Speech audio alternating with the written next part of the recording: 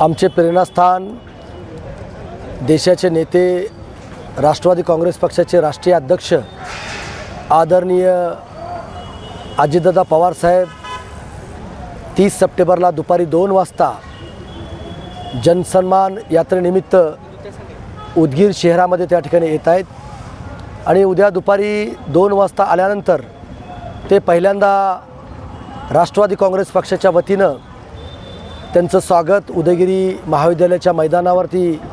त्या ठिकाणी होणार आहे। तिथून ते रॅलीनं साहित्यरत्न अण्णाभाऊ साठेंना अभिवादन करतील। तिथून ते रॅलीनं डॉक्टर झाकीर हुसेन चौकामध्ये अल्पसंख्याक समाजाच्या वतीनं त्यांचा सत्कार त्या ठिकाणी करण्यात येईल। त्यांनी मार्टीची स्थापना केली, अल्पसंख्याक आयुक्तालय केलं आहे आणि म्हणून तिथं सत्कार झाल्यानंतर पुन्हा नंतर विश्वरत्न परमपूज्य डॉक्टर बाबासाहेब आंबेडकरांना त्या ठिकाणी अभिवादन करतील आणि ते झाल्यानंतर विश्वशांती बुद्धविहारामध्ये जाऊन त्या ठिकाणी नतमस्तक होतील, तिथंसुद्धा वंदन त्या ठिकाणी करतील आणि तिथून ते महात्मा बसवेश्वर महाराजांना आपल्या त्या ठिकाणी वंदन करतील आणि तिथून ते छत्रपती शिवाजी महाराजांना अभिवादन करतील आणि तिथून रॅलीनं जिल्हा परिषदेच्या मैदानावरती दुपारी 2 वाजता प्रचंड मोठी जनसन्मान यात्रा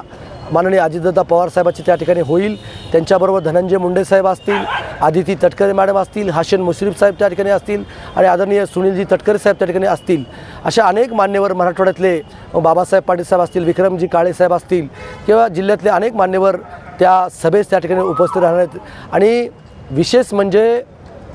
जे गेली 5 वर्षामध्ये जे काही आपण विकास कामं केलेले आहेत त्याचासुद्धा लोकार्पण सोहळा आणि भूमिपूजनचा सुद्धा कार्यक्रम त्यांच्या शुभ हस्ते